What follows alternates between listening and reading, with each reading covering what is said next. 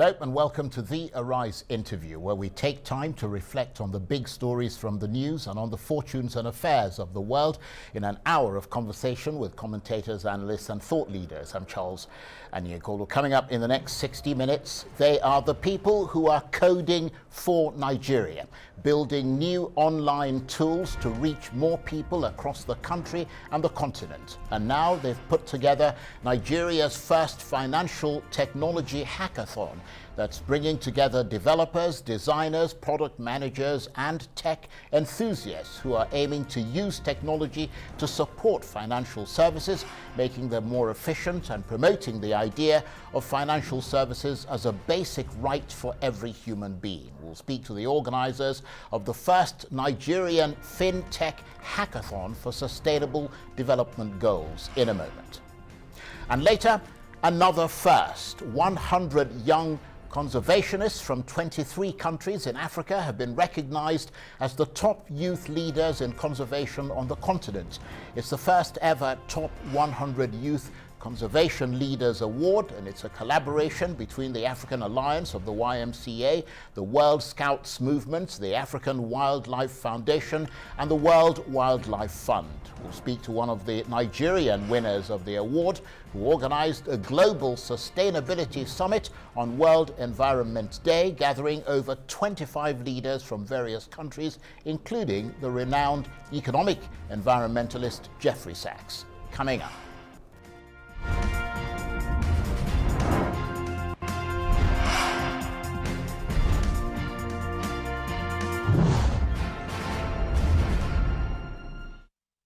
Now, just in case you didn't know it, hack days or hackathons are events where large numbers of people come together to collaboratively program. Technology companies use them to generate new ideas, and many events are open to non-programmers. Typically, they spend a number of days attempting to create the next must-have apps. Clearly, those apps clogging up your smartphones don't make themselves, do they?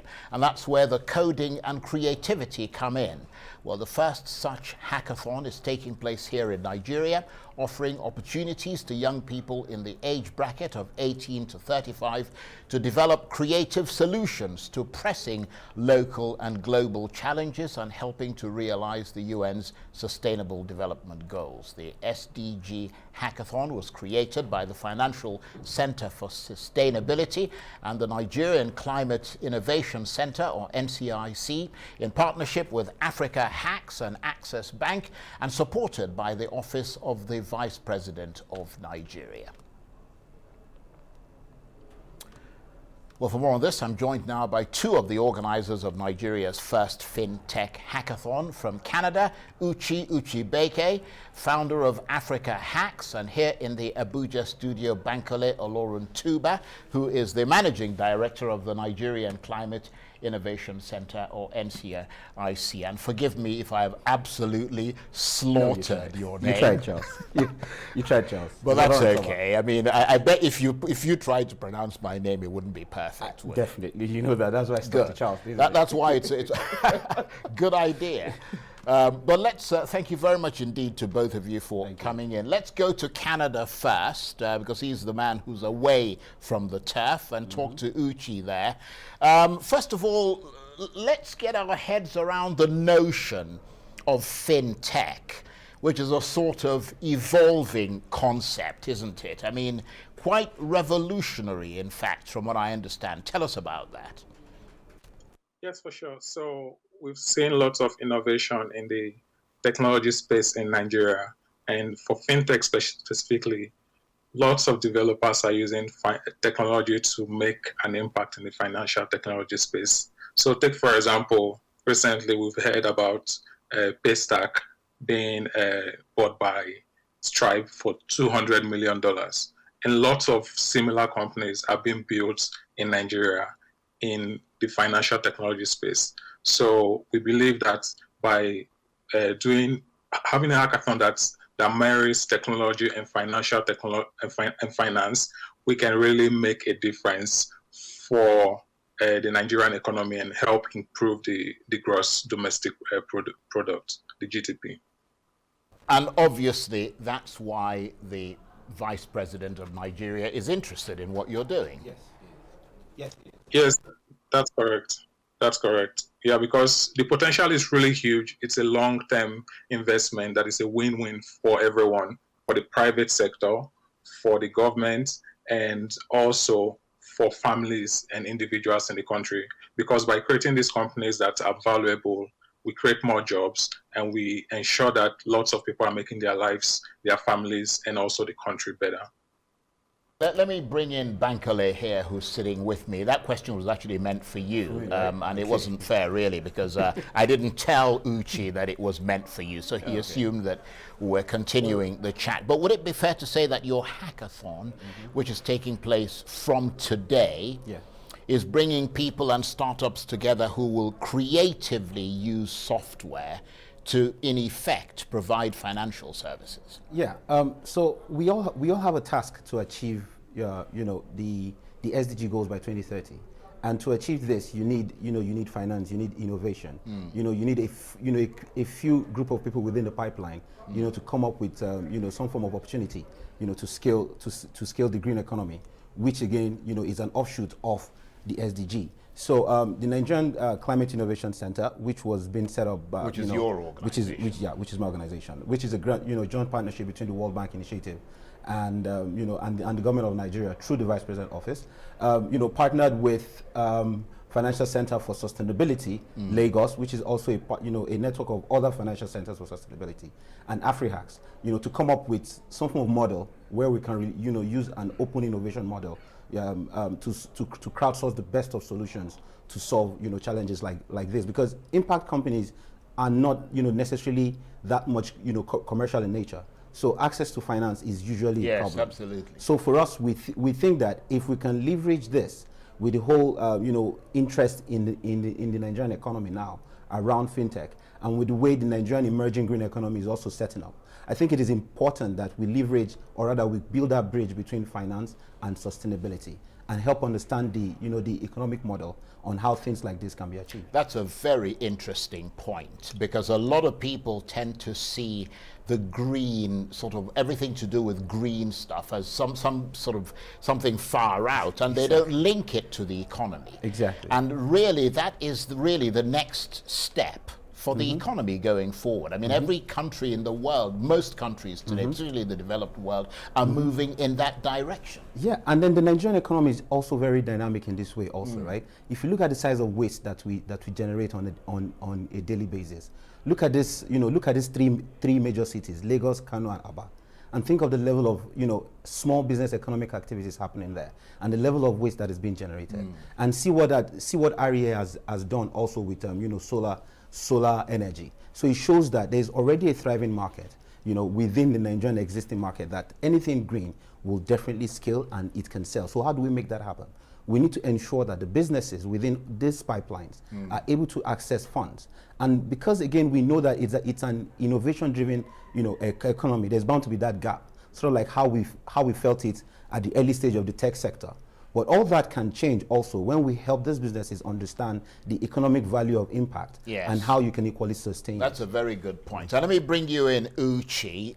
Just following up on what Bankole was saying there, would it be fair to say that to some extent, the purpose of what you're doing is to disrupt and modernize the entire financial system in Nigeria, which to a large extent still relies less on software, for example?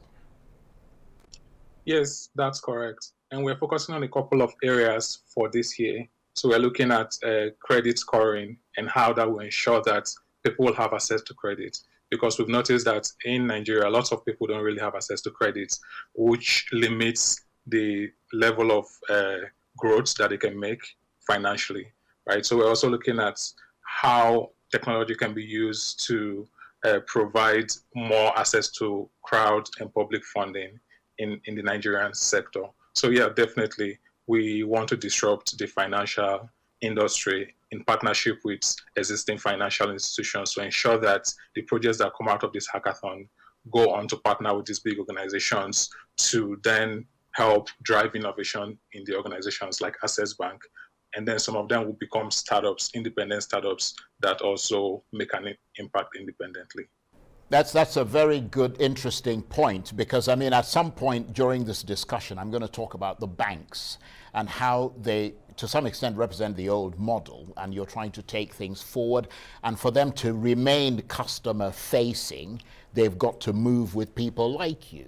But I mean, Bankole, by that measure, one imagines that the new Africa Free Trade Area would help Nigeria looking ahead, basically, assuming you continue to develop your fintech world.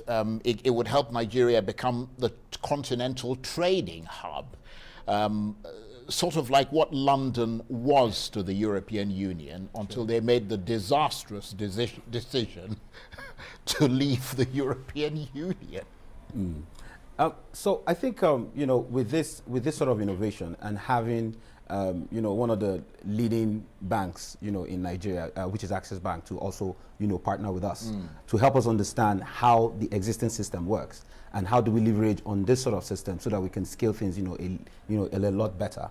I think that with the African Free Trade Zone, Free Trade Agreement, I think it gives us that chance also to be able to also improve on the possibility of an emerging green economy in Nigeria.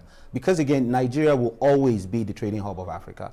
And with the different technology, advances that we've been able to achieve in the past, in the few years, and seeing how the economy itself is blossoming. Right. I mean, if you look at it within the first quarter alone already, Nigerian, startup have raised over $200 million, which was way above what we raised about in the whole of 2019. So that shows you that the market itself, it is already blossoming beyond what we can see. So it's left for us to look at those who are playing in the field and see how we can help them scale, leveraging on the different new thought models and also the different business models that we can find around. So for us, we think that scaling the SDGs in Nigeria and also making sure that the green economy in Nigeria is sustainable, we have to partner with existing companies, with existing banks, understand what is Right. working, and help the innovations integrate into the already thought out value chains that is already existing within the economy. Sounds very, very interesting and exceedingly modern and very progressive. Stay with us. We want to talk with you guys some more. You're watching the Arise interview. Plenty more still ahead as we continue our chat with the organizers of the first Nigerian Fintech Hackathon for Sustainable Development Goals. Stay with us.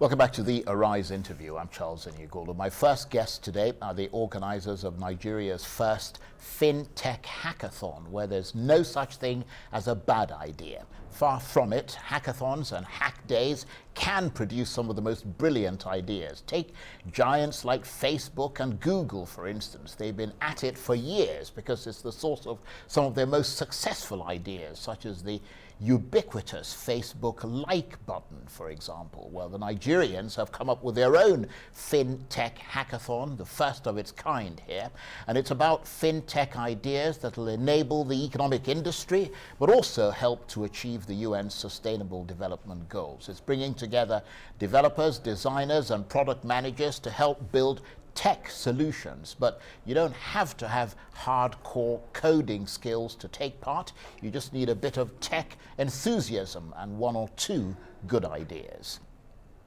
And with me are two of the organizers of the first Nigerian Fintech Hackathon from Canada, Uchi Uchibeke, founder of AfricaHacks, and here in the Abuja studio, Bankole Oloruntoba, managing director of the Nigerian Climate Innovation Center, or NCIC. Thank you, gentlemen, for staying with us. And let me come to you, Uchi, because we were talking about all the things you've got swirling around in your considerable brain there. And for all those things to happen, for Nigeria to, as it were, prosper as the fintech center of the continent, you would need to start now building resources, which is pretty much what you're doing, resources for innovation, such as financial services across the digital continent, innovative tech talent, and a progressive regulatory environment, which is very important, isn't it? Correct. Yes, that's true. So the intersection of all of this, of the tech talents, the regulations, and also the innovation, it's really key. And that's why this hackathon is focusing on something that is very important for the Africa Continental Free Trade Agreement. So we're looking at how we can provide solutions for a better digital identity for Nigeria and also in extension for the continent. Because if we have a better digital identity, we're going to be able to innovate and connect different sectors and also different individuals. And it's true that the tech talent is there, also the innovation is there, and there's a lot of work that we're doing to ensure that the intersection of all these sectors yield results that are sustainable. And we want to be able to look back 2 years or 3 years from now and say that some projects from these hackathons became a startup that is worth a couple of $1 billion. Absolutely. I certainly hope that happens, because it'll have a massive trickle-down effect for the Nigerian economy. And Bankole, to get to that stage that he's talking about, Uchi's talking about, we have to assess where things are today. How is fintech finding its feet in the digital storm that is Nigeria today? Because digital financial services such as Bitcoin are suffering a bit of a setback, aren't they? Or is that not quite within the fintech purview that you are working on? It is definitely within the fintech purview that we're working on. But again, if you look at it, right, for the sake of innovations, many times often it's always good to use what is available to the critical mass that will use the kind of solution you want it for. So for us, we know that for small businesses playing within the green and sustainability market, for them to access finance, they might likely want to go to an existing bank or reach out to a donor, right, and all that process. And then when that donor wants to give them that money, it has to go through an existing bank. So again, how else do we help to understand how this process works? Which is why we have Access Bank, to help us understand how does this inflows and these outflows go, right? How does the process of loanings, and payments happen when such funds are coming? We have FC4S, who helps us understand how sustainable finances are being managed. We have Uchi here for AfricaHacks that have been doing hackathons for quite a while to help us build that platform for these engagements to happen virtually, right? And then you have the NCIC, within that mix of things to look at how a green economy can become relevant and as well as much sustainable. So I think that Bitcoin has its role to play. We think we also think that the authorities are either thinking through it or have thought through the different processes on how to ensure that this doesn't also harm the economy, because being protective of the economy is key, first things first. Absolutely. But again, in the line of trying to protect the economy, you also have to think at a more progressive point of view. You got to take a leap of faith. Exactly. Sometimes. Which is why we got the office of the vice president here, who are very keen on what are the next possible platforms and methods that the next generation are going to use. Well, unquestionably, the vice president has shown himself to be a very progressive-minded person. Yeah.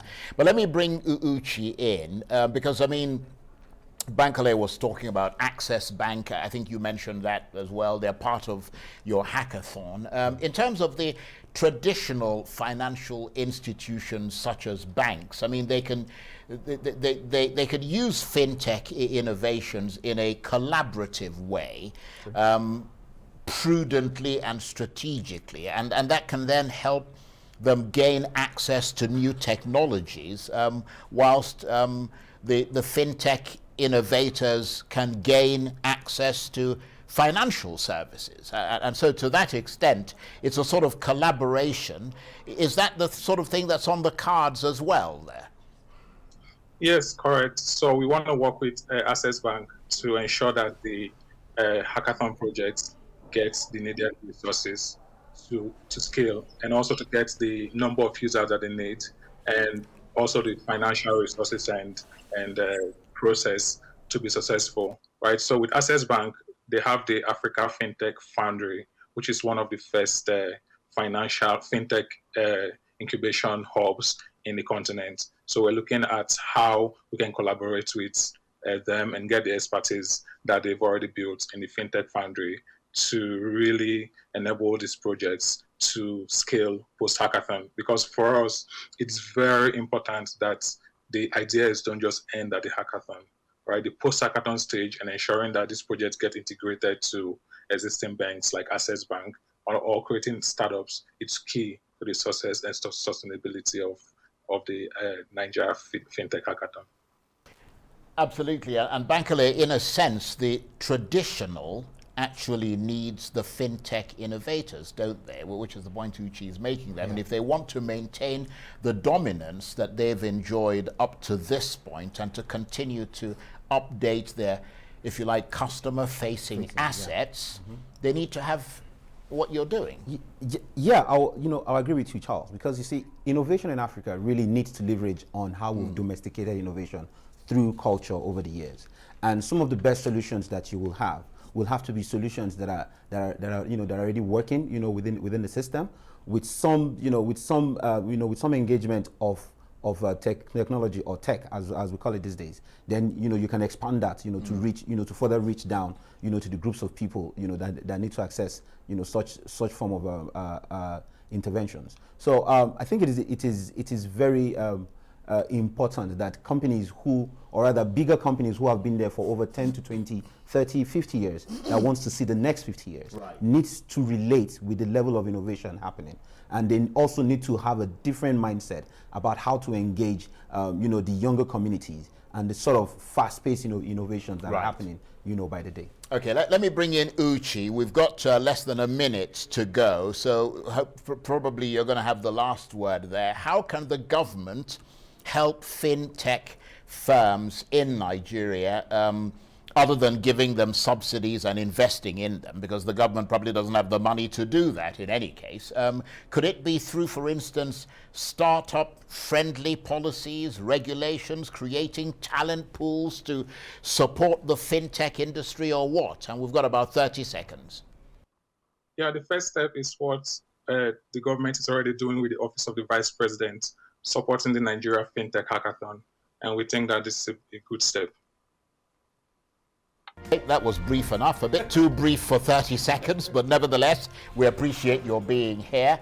Uchi Uchibeke joining us there from Canada. He is the founder of AfricaHacks, and here in the Abuja studio with me, Bankole Oloruntoba, Managing Director of the Nigeria Climate Innovation Center, or NCIC. Thank you very much indeed to both of you. Very, very interesting.